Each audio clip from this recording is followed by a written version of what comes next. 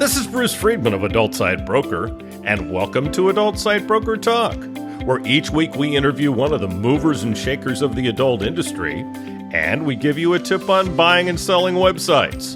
This week we'll be speaking with sex toy expert Kim Ayers.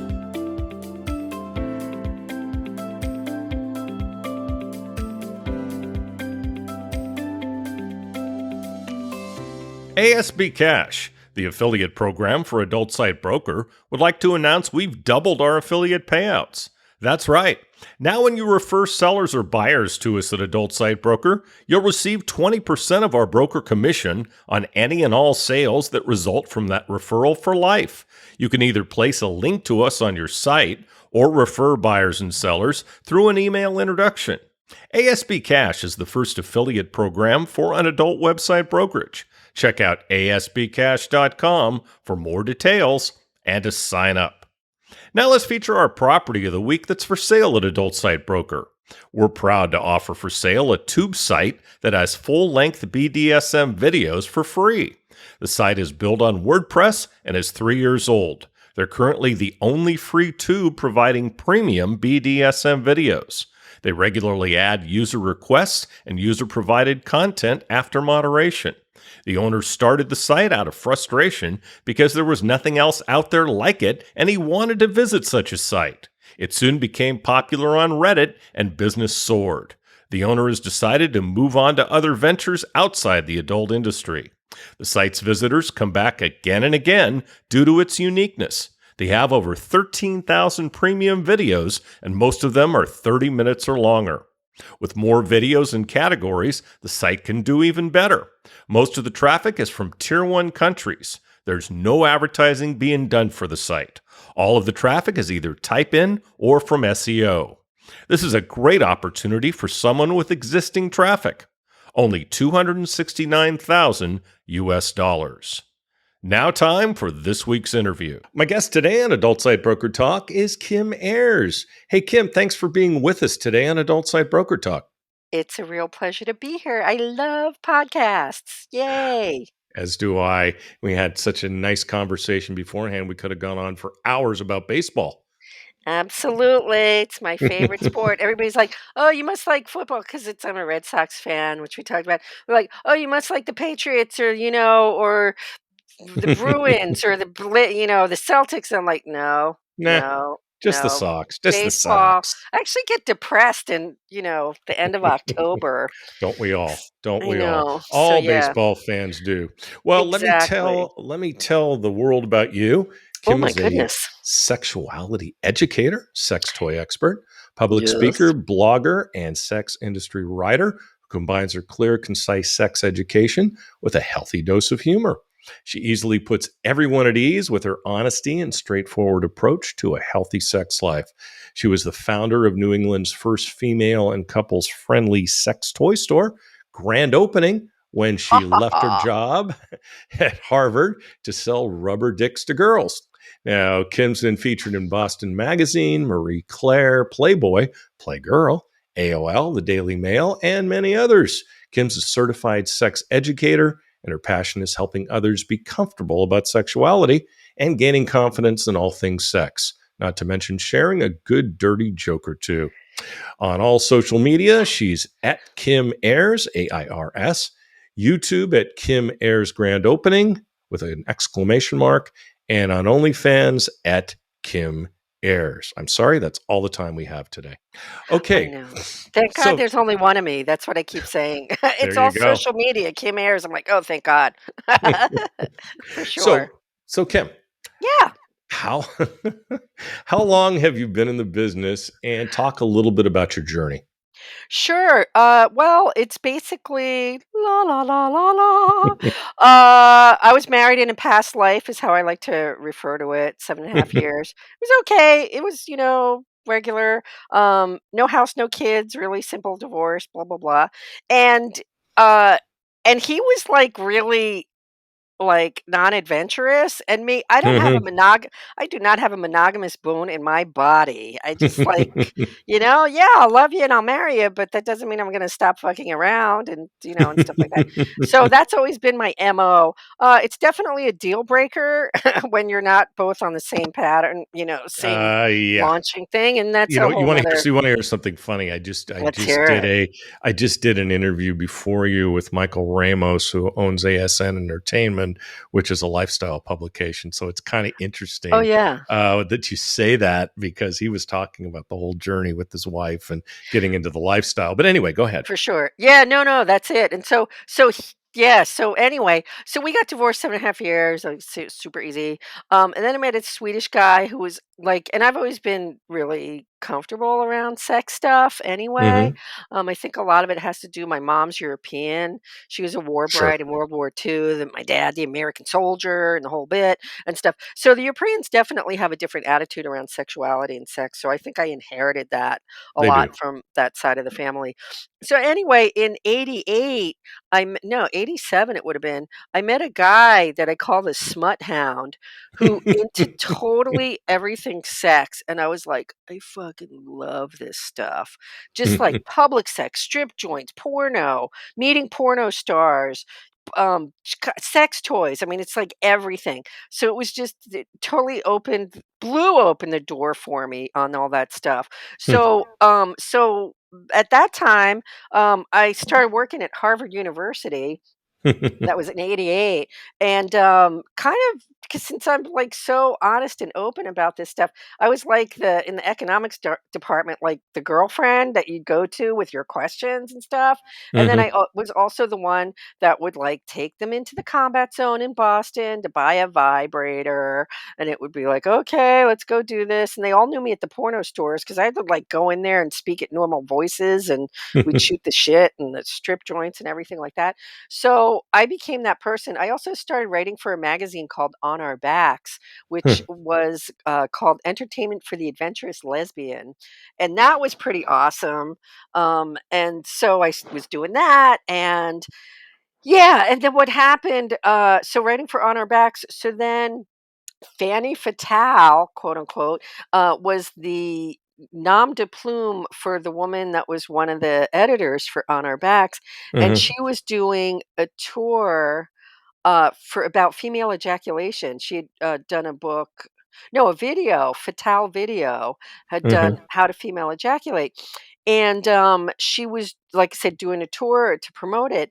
And the only place in Boston that would have her was not either of the feminist bookstores, 'cause this was '93, so we're Yeah. fast forwarding, no, '92. So fast forwarding a little bit, but, and so, neither of the feminist bookstores would have her because back then, it was like if you were, I don't wanna, like, pigeonhole or anything, but, lesbian feminist and stuff like that, you were like, "We don't talk about sex."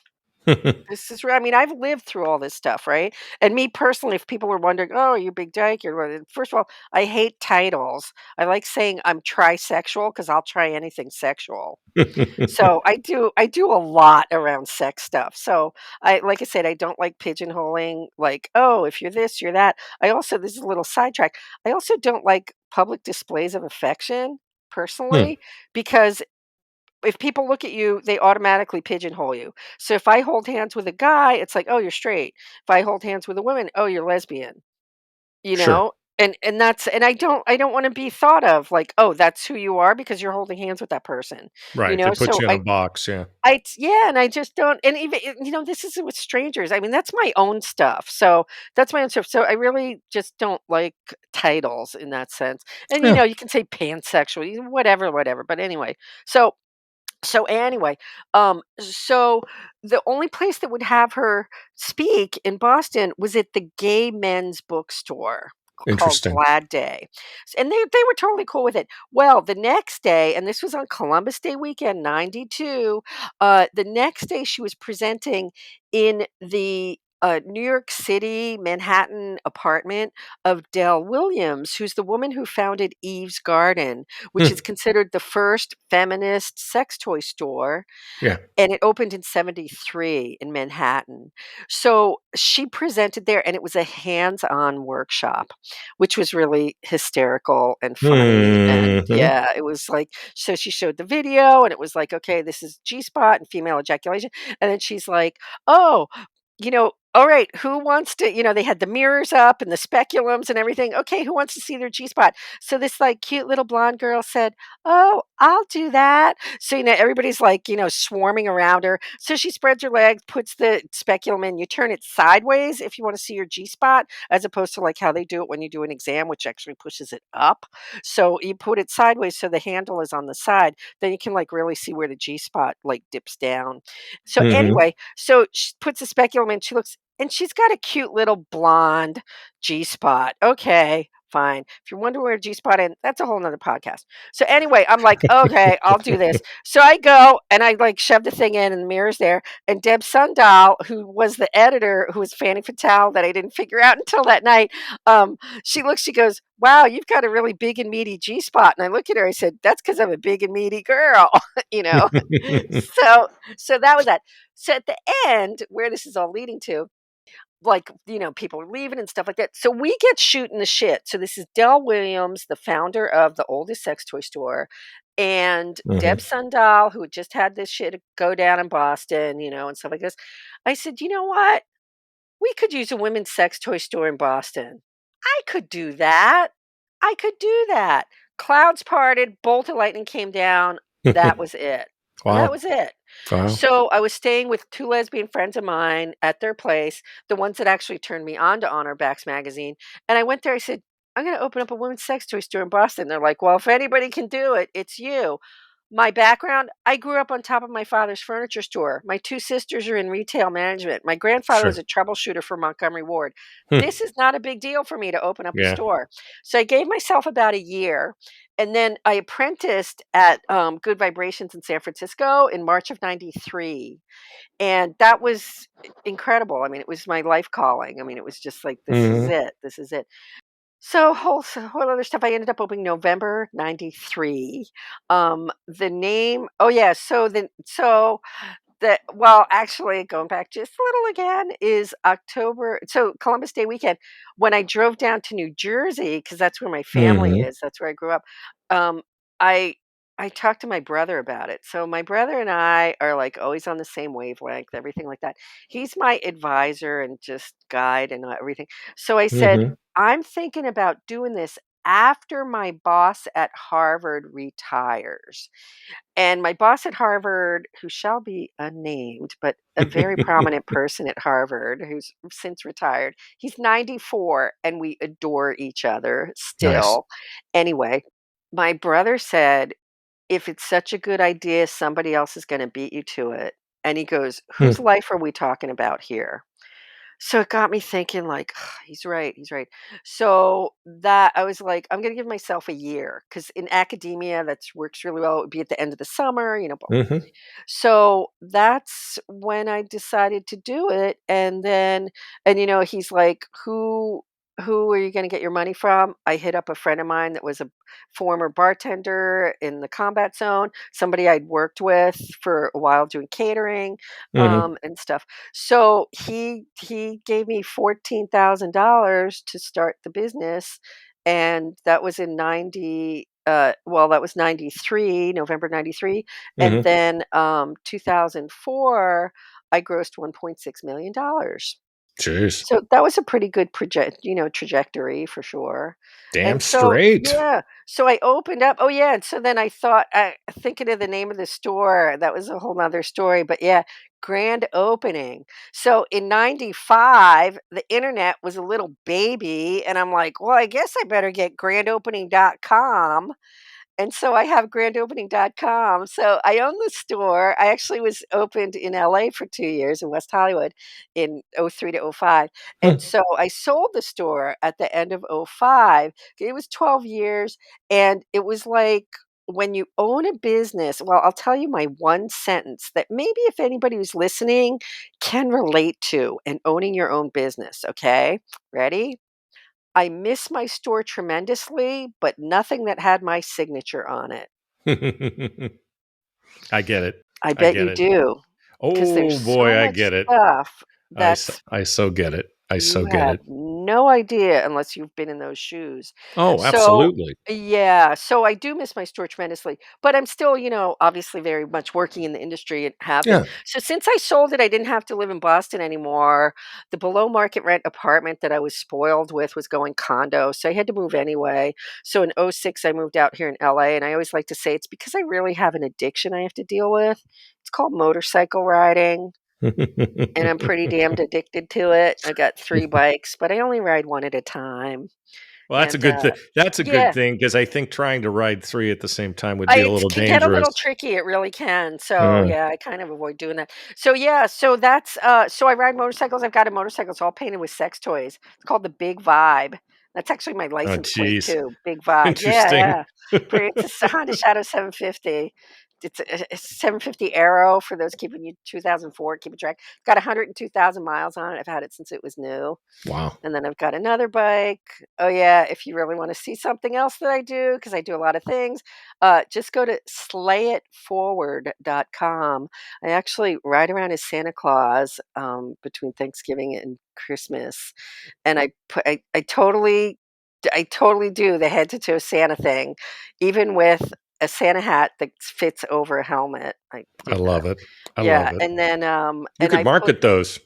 well, yeah. Well, I wanna market the whole program, because I put unwrapped toys in the back, and I have a double wide milk crate that's in the bottom of a felt Santa sack, so you don't see it, Mhm. but that's what I bungee down to the back seat and the Oh, luggage rack, and I put unwrapped toys, and then I ride into the hood and just anonymously give them out to kids. ah, that's sweet. So, I'm That's really very sweet. yeah, I'm really dedicated about doing that. Yeah, if Nice. you want fun, you can Google an article that was written in 2013.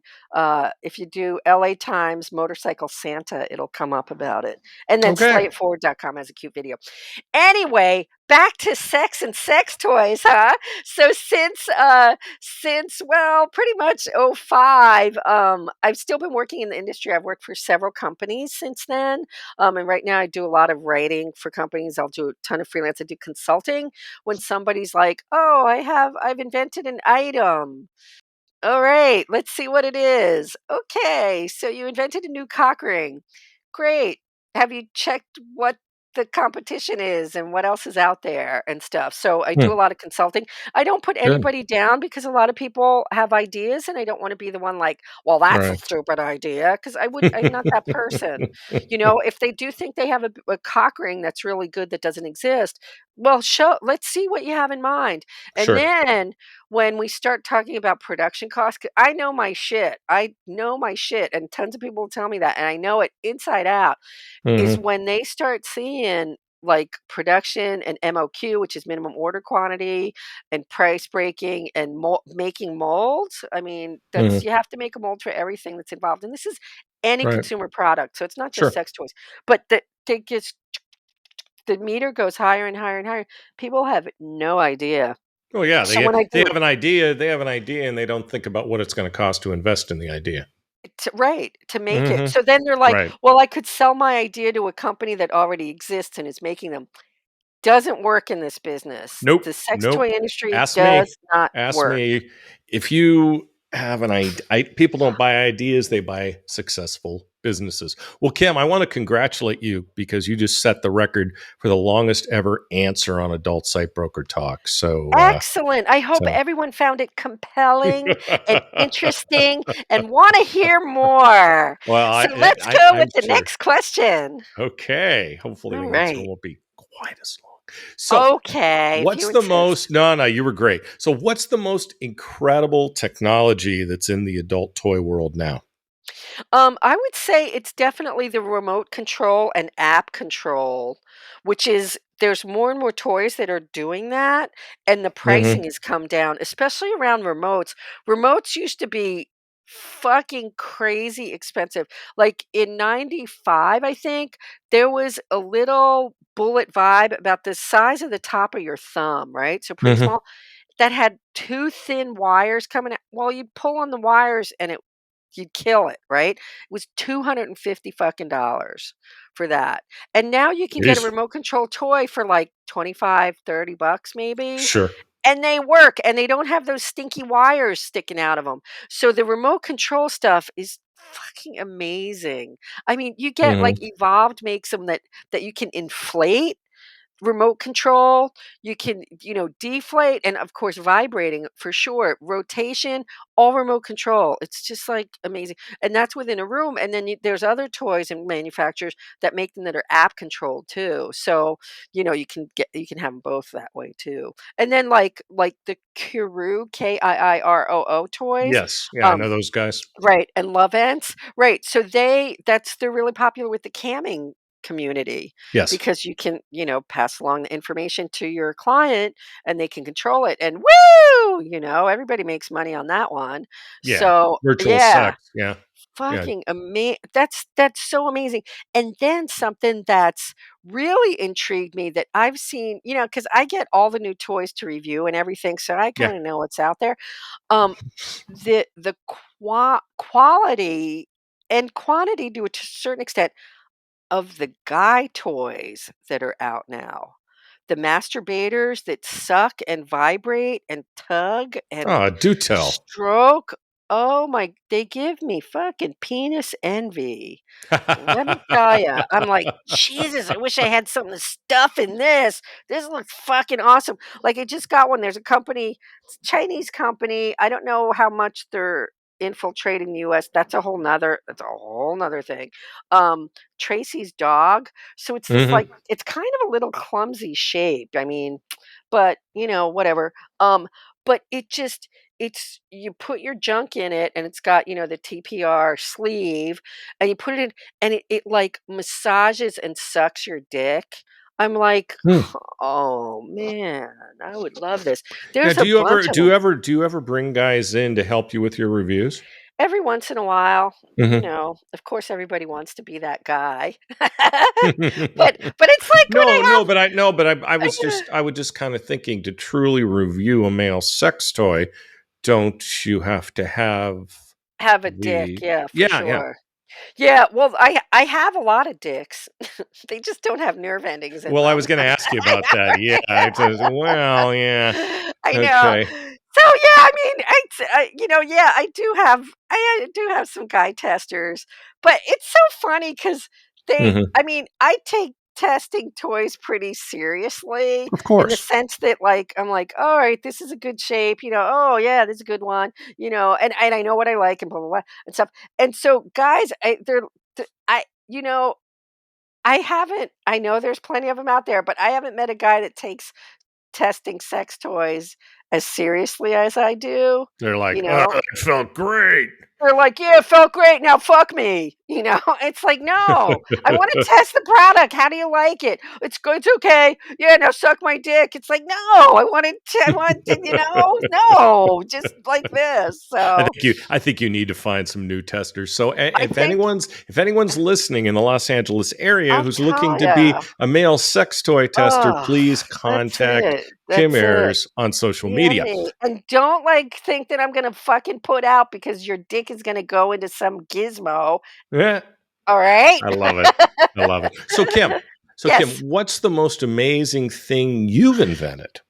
Oh gosh, let me think. Well, I brought a product to market, and this was in 2015, I think it was, called Bubble Love, and it was an underwater basically an underwater jet that would pull air down on a tube, and so it would shoot. So yeah, everybody's thinking a jacuzzi, but any of us with vulvas, you go up against a jacuzzi jet, and it can be kind of harsh.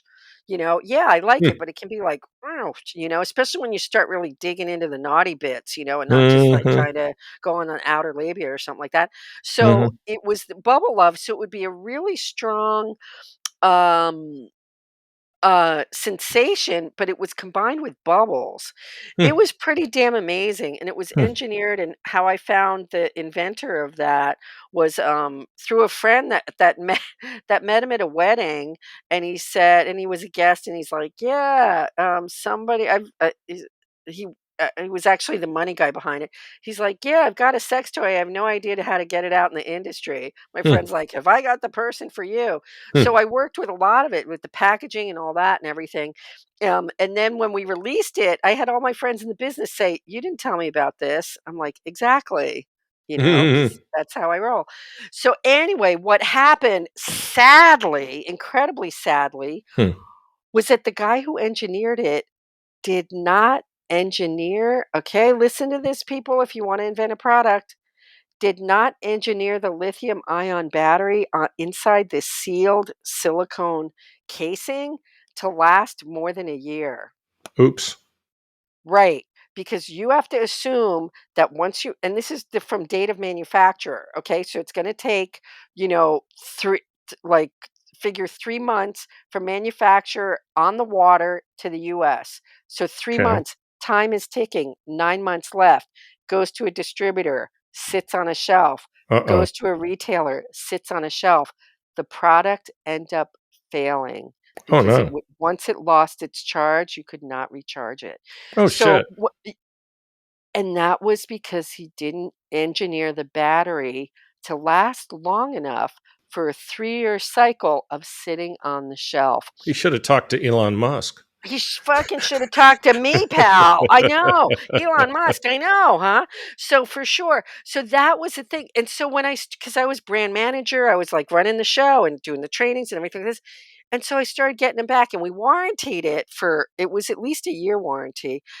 And I'm getting them back. I'm like, wait, wait, wait, wait, wait, wait, what? It's what? And when they What a start coming back, disaster. it's like, are you fucking kidding? He's like, well, I engineered it to last a year. I'm like, you didn't fucking ask me? I could have told you this day one. It's got to be a 3-year engineering for the battery. At So least. that product failed. Oh, And so that was, I mean, that I was really 100 million% behind that product. sure. And it didn't work, you know. That's a So that's a bummer. so that's a total bummer. So Yeah. yeah, there's another product that I'm behind that I had seen it pop up somewhere in my social media or something, called the water slide, Hmm. and that's pretty cool. So I'm like, I don't know about this product. So I got in touch with them and I'm like, I can make your product bigger in this industry. And what it is, it's really simple. It's polystyrene and it's kind of like a stretched out Z shape, and you Hmm. attach it to a outward facing bathtub faucet with just a ribbon, and Hmm. then it shoots the water out. So us girls and vulva owners out there, how do we get off? Usually the first time you scrunch under the faucet in the bathtub. Oh, So this interesting. you don't have to scrunch Never into heard it. It that. just I've like, never heard that before. boom, it's See, I learned freaking something. brilliant. Good. So water slide. So I still work with them and everything, but I got them into with distributors and I got them much more into the network of adult stores. So Hmm. it's doing really well. I'm really happy about it. And because I feel like I am a part of it. And the woman that invented it, Sure. she's awesome. I love her to Hmm. pieces. Maureen Pollock, she's great. And it's just a really great product, and I really believe in them. So Mhm. that's some company I worked with as well. So, what is your favorite lubricant? My favorite lubricant, it's more of a style than just the type, or Mhm. just the company. I love hybrid lubricants. I Okay. know one of the questions is, why do I fucking hate silicone lube? Wait, let me I, ask it. Why do you fucking hate silicone lube? That wasn't the exact words, but go ahead. I'm gonna just drop the F bomb in that one because I That's can on this okay. podcast. Okay, Yes. so there's simplicity, for simplicity's sake, there's 3 kinds of lube: water-based lube, silicone lube, and hybrid. So Mhm. water-based lube, I love water-based lube because it's easy to wash off. For me, Mhm. that's the biggest key, Right. easy to wash off. So my body's water-based, so it does really well with my body. There you go. I don't have any issues with any ingredient, except I hate that warming and cooling stuff. I hate that Hmm. stuff. But anyway, that's my personal thing. Okay, why I fucking hate silicone lubricant? You cannot wash that off. It's like oil. Hmm. It's like oil. So you can have it all over your junk and everything like that. What I hate about it, when it's on your fucking hands, because then Right. it's like all over the toys, it's all over the light switches, it's all over everything. Yeah. I hate silicone lube. A lot of people love it because you don't have to keep adding lubricant or adding water with a water-based lube. All Sure. right, I get that, but I hate it because I even hate opening the bottles because it's like it gets on the bottle, I just hate silicone lube. Hybrid, on the other hand, has the qualities of both. So it's a hybrid, like we have, electric and gas hybrid cars. So it's Hmm. it's got the properties of a water-based lube, but it lasts longer than a typical water-based lube. Because it does have usually a little silicone in it too, but not like a pure silicone lube. So hybrid lube, it works great with any of the toys. Oh, I'll just jump into this since we have active listeners and you do want to learn something. Yes. Okay, it's been thought that do not, and it'll say this on packages and everything, do not use a silicone based lube with silicone toys. All right. Hmm. Well, that goes, let's go to the Wayback Machine to 1997 Yeah. when there were only like two or three sex toy manufacturers. And one of them, in particular, Vixen Creations, if you used a silicone lubricant with a Vixen Creations toy, it would change the surface of the toy and make it sticky, like, "Oh, I'll just wash Eh, my toy." Oh, no, it changed it chemically. You eh. could not wash so it would, like, remain sticky. Oh, it kind of reminds me of my BMW door handles here in the heat. That sure could be. So, that's when that started. "Oh, don't use silicone lube with silicone toys." Well, But I've a lo never put silicone lube on it, just to let you know. probably not, because then you just won't be able to get in your car. Don't do that. That's like, don't use Armor All on the surface of your tire. That will fuck up your tires. Use it only outside so it looks good in pictures, that's There it. you go. Or don't put it on your seat of your car because you're gonna, like, feel like you're an amoeba in your car seat. Alright. So, yeah, so that's when that started in '97. Okay, so a lot of things have changed. If you're gonna try silicone lube with a silicone toy, just put like 2 or 3 drops of the silicone lube on a surface of your sex toy, a silicone sex toy, it can be any kind, silicone. Put it on a space where you're not gonna be using it. So, you're not gonna use, like, the bottom of the base, you're not Sure. gonna use any toy will have a surface on it that you will not be using that. So you put, Mhm. like, 2 or 3 drops there and leave it overnight right there. And then in the morning, wipe it off, and if you can wipe it off and it's nice and clean, no problem using that lube with the toy. If it gets sticky, do not use that lubricant with that toy. So, Yeah. yeah, so that's kind of the trick with that. But, Hmm. yeah, so that's why I like hybrid lubes. It's creamy, it's excellent for making it look like fake cum when you wanna do, like, cum shots and stuff. It's great. Wicked makes a really good one. Simply Hybrid, their whole Simply line's really nice. Um yeah, there's a whole bunch of companies that make, a hybrid lube, so those are Mhm. my favorite just because it's easy to wash off. Mhm. That's it, and it works with toys. How many jobs have you had in your life? She laughs. I laugh hysterically because people are like, "You've done that too?" I've worked in the technical library for Duracell. Their technical library. Before, like, the internet, it was LexisNexis searches. So yeah, Duracell and for GAF Corporation. Let's see. I've Ocean County Public Library, worked there. I've probably had mm, at least 30 different jobs. Mhm. Yeah, building superintendent, house painting, interior. Uh I used to race hydroplanes, not that import hydroplanes, not that that was a job, but it was definitely an adventure. That was when I was a teenager. Okay. I was chairman of the New England division of the United States Fencing Association. So I was a competitive fencer for a number of years. Oh, wow. Yeah, which is totally cool. Um, I've been vice president of my motorcycle club. Mhm. Let's see, and jobs. I mean, I've worked for, um several sex toy companies, Pipe Dream Products, Topco, Mhm. Impulse Novelties, a small company, Channel One Releasing. Um, let's see, I worked for a lubricant company that shall go unnamed, Well, but they must make silicone lubes then. it's a major one. Yeah, of course they do. I was like, okay. Yeah, let's see. I think was there Did you ever tell them you hate their Topco. product? Well, that once people always knew that I don't like silicone lube. Fortunately, they made several different kinds, so, Ah, okay. which is good, yeah, but so I could never promote I only promote things I believe in and things I use, Mhm. honest to Pete, because I don't wanna bullshit people. I do that's Sure. I have never bullshit people in my whole life. I used to sell bras at Frederick's. Yeah. I just threw that in because I love Fredericks and Hollywood bras, and they're great. So unfortunately, they're not there. Yeah, but yeah, so that's a big part. So like that, yeah. But if somebody said, "Oh, we have silicone lube you want to promote," I'd be like, "No, I'll just write about it, but I won't. I can't. I that's no, not You silicone won't lube." write real positively about it.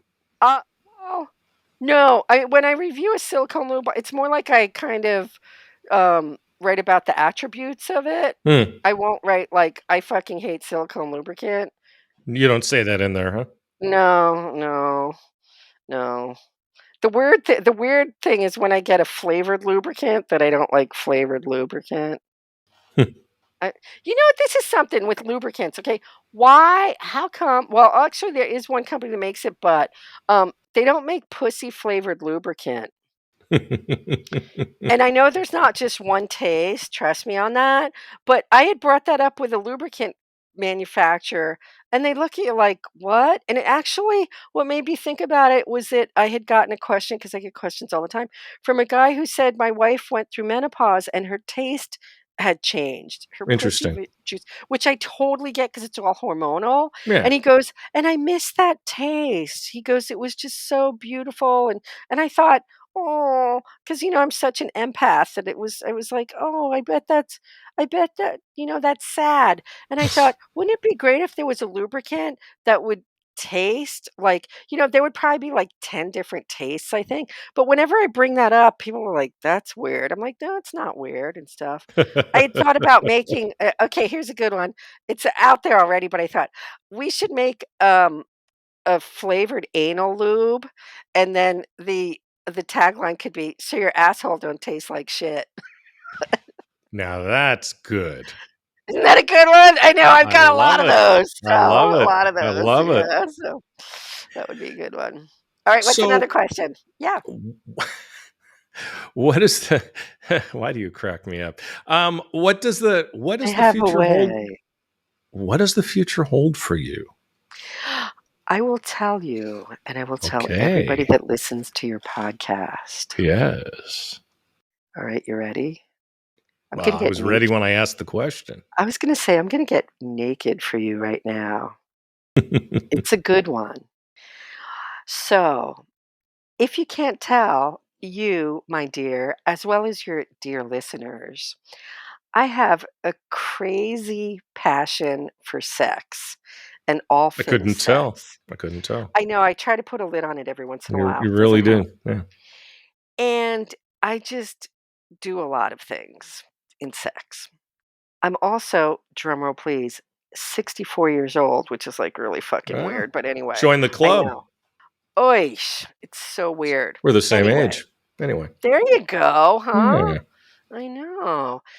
So, and I'm funny, okay? I know if You I are. do a whole hour and a half show on sex toys, and it's also edutainment, so it's got like a whole lot of other information like BDSM and anal sex and G-spot. And so the title of the show is, you ready for it? I It's am. called "You Want to Put That Where?" I came up with Love the it. title. It's a Love good it. one. So, what I want to do, because there is no one in this market right now, is be that funny old lady that Mhm. talks frankly and honestly and hysterically about sex. I think it would go S- great. I think so too. So that's You're talking about stand up, right? yeah, stand up and just really, being that outrageous older woman Hmm. that talks about all sorts of things, including fucking young men, like not fucking young men, but fucking young men, Yes. because they shoot off like geysers. You know, you get somebody who's 64 and it's like, No comment. I'll tell you, you get these young guys and like you have to duck it or else, you'll get hit in the, it's like that. Wow, that's that Want on to the put your ceiling, hat huh? or anything? I'll tell you, you're like, Well, woo, you'll have to woo. let me know when you start this, and that will be a whole other podcast. It's gonna be. So, yeah, Hmm. so that's and I know that a lot of it is over social media now, Hmm. but I really loved performing in front of live Oh, audiences because you nice. get so much more feel out of it. So, yeah, so You should stay do it. tuned on that because Yeah. I'm doing a lot. I mean, Coming to a comedy club near you. I know, yeah, and it's long it's kind of because I have performed at comedy clubs, but they have to know what I'm gonna be presenting. So, Hmm. if you're, like, doing 10 minutes or, 15 minutes Hmm. at a place, I don't wanna start cracking out dildos and vibrators and shit like that because that can, like, really throw people off, and especially, like, in this politically correct world, Jeez. I don't wanna trigger people. I mean, that's Yeah. what I don't that's not my MO on any of this, you Sure. know? Sure. So, the thing is, it would be like my own doing my show on a bigger scale, Hmm. because then people will know that's what it's about, it's Right. like the world of sex toys and all the Hmm. stuff like this.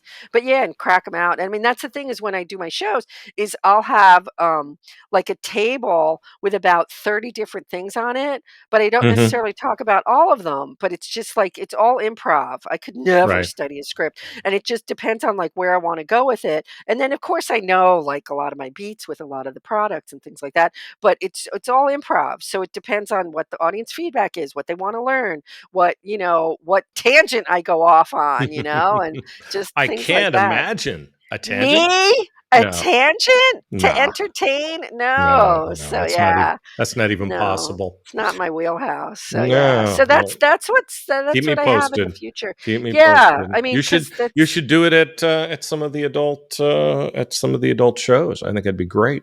Yeah. Well, I mean, I've emceed the O Awards for a number Oh, of okay. years, so that's Oh, been good. that Cause wasn't a yeah. pun when I said, "Oh, okay." Oh, no, so that was improv, and it was so funny because I love doing anatomy also, and I've got the Mhm. vulva puppet, the wondrous vulva puppet, which my pal Dory Lane made. It's awesome, it's great. It's a hand puppet, I've used it in tons of workshops, it's really great. So I kinda where was one, I forget what year I was hosting it. I think it was actually 2020 right before the shutdown and stuff in Uh-huh. Vegas, of course, and so I doing the anatomy, with the pussy puppet, and then I crack out a dildo with a suction cup, and I'm like, "This is a dick." And then I just tossed it over my shoulder, and the fucking thing goes twirling in the air and then slams right down on the suction cup base. Oh, I love it. So everybody thought I practiced that. I'm like then I was afterwards they're gonna like, say, "I can you do that again?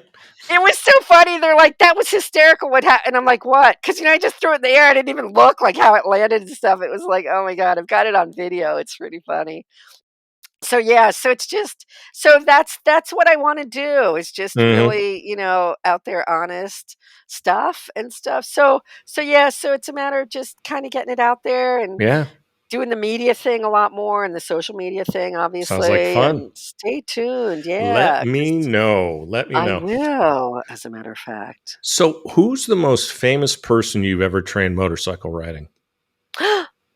Okay, for all of you Sons of Anarchy fans out there, Ooh. and I know there's a few of you, I trained Rat Boy. Oh. So, he was on the 3rd season and went all the way through the 8th, and what he was If you say so, never seen it, so. as I know, it's true. Nico Nicotera, great, wonderful sweetheart of a guy, Uh-huh. and he was working as a waiter, which is what you do before you break into acting here in LA, Yes. and he was working as a waiter, and he got on the show, and Kurt Sutter had said, "Oh, it's a show about motorcycles. If you learn how to ride, we will pay for it for instruction. You'll get written in the show a lot more." So Mhm. he had taken the safety course, which is what I always recommend, and then he asked around where he worked, like, "Do you know anybody who does motorcycle coaching?" And this guy said, "Yeah, Kim does." So they connected us. So I trained him like more. It was funny because it's a lot like horseback riding. Like they Mhm. make it look so easy on TV, but it's really there's like 5 things you have to do when before you take off on a motorcycle. Mhm. And you don't think of these things. Like, a lot of times Right. you don't even think of them when you're a rider, but I Yeah. had to break it down, and we actually did drills of getting on your bike fast and getting off your bike fast. Sure. Of Because that's what they do on TV and stuff. So we did that, course. and we also did close riding, which I don't train on, but that's what they do in TV. So it was Mhm. it was so he would feel not spooked if, I pulled up like 2 feet away from him. I would never recommend doing that, like training a person, but this was for the TV thing. So he's a great rider and stuff. We haven't ridden in a while, but he's up Mhm. for it anytime and Very things. So cool. so yeah, so that was great. And we would go to Harley dealers and people were like, "Wait, aren't you on Sons?" And he's like, "Yeah." Like, he's so chill, like, "Yeah, I am," and stuff. So, yeah, he's gotten a lot of mileage out that. He's in the movie now because I think that was I know that was his groundbreaking break, Mhm. to be an actor. So he's pretty regularly doing gigs and movies, and the latest is the Mark Wahlberg film called Father Stew. Hmm. So he's in there. He's in the trailer, and he's like the one, like, that gives him advice, and he's all kind of dark and stuff. So, yeah, it's like, Hmm. "Yeah, go Nico." So, yeah, it's cool. He's a great guy. Very, very cool. Yeah, Well, so there's that too. remind people where to find you on social media. Everywhere, Kim Ayers, AIRS. I'm working on TikTok. That's the only one I haven't I haven't I've got it. That's a No long story. TikTok? Well, it's well, the thing, because I wanna do it, so I registered for it, and then they're like, "Oh, okay, what's your password?" And I put in my password, it's like, "That's not your password," and it's like, "That's my fucking password." Yeah. But so it's the back end stuff that I have to straighten out, and you can't Yeah. talk to anybody who's Of course. there. Of course. So and, that's so old school, God forbid. And Mhm. then, yeah, so they're like, "Well, you could be Kim Ayers 1." It's like, "No, I am Kim Ayers. I'm not the impersonator of." So I gotta deal with that, but I'm on, oh god, on Patreon. OnlyFans, it's just sex ed. I don't show my junk. Sorry, guys, I just don't do that. Let's see, YouTube, Kim Ayers Girl, you got that? Twitter, Instagram, all Kim Ayers. What else is there? There's a few of them. Um, wait, let me. Oh yeah, I'm on Cameo, which has been a real hoot. I Ooh. go as naughty grandma, so I record really funny videos for people on Cameo. Another one Love it. that's pretty interesting is mentor.cam. Hmm. So mentor.cam, I do one-to-one sessions with people. Very So good. that's a really good one because then people can really ask me stuff, and I can show them toys, or I can talk to them and stuff. I am not a therapist, so I make that really clear. I'm not a therapist, but let me tell you, I know more than, like, probably fucking 90% of the sex therapists that are out there, Sure. and I experience it. I walk the walk and talk the talk. It's not like I've read it from a book, okay? Mhm. So Yeah. there's a lot to be said about personal experience when it comes to this stuff too, and just people Indeed. that I've worked with. I mean, it's pretty amazing. So yeah, so that's Absolutely. where you can find me. I also have a podcast too. It's called Sex Ooh. Chat with Kim Ayers. So you Okay. can tune in on that. I've got guests and also my own stuff, and just all sorts. I take questions from listeners. You can get me at Kim Ayers Sex Chat. So it has two S's in the middle. Kim Ayers Sex Chat at gmail.com, and that'll get go straight to me. And so I answer questions from that. And yeah, and then grandopening.com, you'll see my lovely face on it holding a bouquet of sex toys. That's a Fabulous. good fun place. And I'll throw in a little just cuz I love you. Oh. Um I am going to put in code, a discount code for any of your listeners. Um what would you suggest? What would be a good word? Um, Bruce? Bruce is good. Okay, Bruce is good would be a good code. So I'll enter that in tonight, actually. So at checkout, if you enter the word Bruce or the name Bruce, you'll get a discount from grandopening.com, and that'll Sounds just good. be, let's see. So I'm gonna put that through the end of no, Well, I yeah, should tell you and everybody that we're recording this April 26th, but it's not yeah. going to run until August. So, um, August, you're ahead of the game. yeah, I'll uh, just, you know what? I got so many. I got such a backlog of interviews. My apologies. Oh, that's just bump them. Put I me up know. for, Yeah, for you, no, absolutely. So no, what keep I'll that do in is mind. I won't let it expire because that's the There you beauty of go. podcasts is they can Yes, just live out there, and I don't think I have an absolutely. I'll put a coupon in there for Bruce. So just put Okay. Bruce in at checkout, and you'll get a little discount there, and we love discounts. So, yeah, that's Yes, for we all you do. lucky listeners. I do appreciate Excellent. that. Well, hey, Kim, Absolutely. I'd like to thank you for being our guest today on Adult Site Broker Talk, and I hope Excellent. we'll get a chance to do this again soon. Absolutely. And meet IRL. My broker tip today has to do with what to do to make your site more valuable for when you decide to sell it later. This will be the first in a multi-part series. First, make sure you're converting as much of your traffic as possible. Traffic's expensive. Whether it's search engine traffic, review site traffic, or affiliate traffic, you paid a lot for it. So make sure that when someone lands on your site, you give them every opportunity possible to either spend money or do whatever it is you want your visitors to do.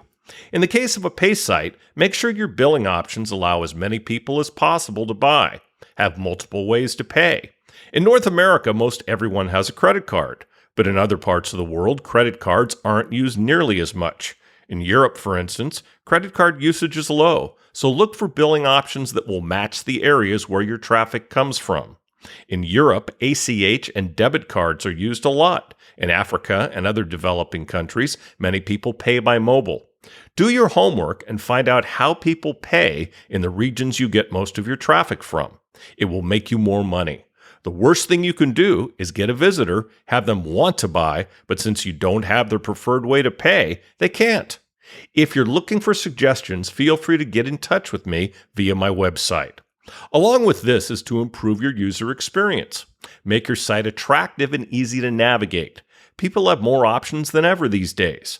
I can't tell you how many sites I go to, even some that are owned by fairly large companies, where the navigation isn't obvious to the user. You poke around for what seems like forever to do something that should be relatively easy. Keep it simple. Before you launch any changes to your site, ask your friends to go to the site and check it out. Unfortunately, designers and tech geeks don't think like us. You need real people to look at your site for you, the same kinds of people who will be visiting your site. Next, make a good offer. If you're selling something and the offer isn't good, you won't make money. It's plain and simple as that. And if your offer is to contact you to get more information, then make the offer attractive and easy to understand. If you're selling something, make buying easy. Show them an easy way to buy and then leave. Help them by making suggestions on what to buy. Amazon.com is the best at this. They always have suggestions on what to buy based on your buying and browsing history. They use AI to do this. There are AI engines available these days at a modest cost. Look into this if you can. Don't clutter up your site with unnecessary items, buttons, and images. Keep it as simple as possible. The best and most successful sites are the simple ones, the ones that lead you to take the action you'd like them to do. It's not that hard. Just remember, when you're putting together any site, try to think through the buying process like a human being. Whatever you do, don't turn that over to your designer. Don't just say, build me a website. What you'll get out the other end will not give you what it is you're looking for. Give them as much direction as possible and make it easy for them to build a site for you that makes your business succeed. We'll talk about this subject more next week. And next week we'll be speaking with Andra of Webmaster Access. And that's it for this week's Adult Site Broker Talk. I'd like to once again thank my guest, Kim Ayers. Talk to you again next week on Adult Site Broker Talk. I'm Bruce Friedman.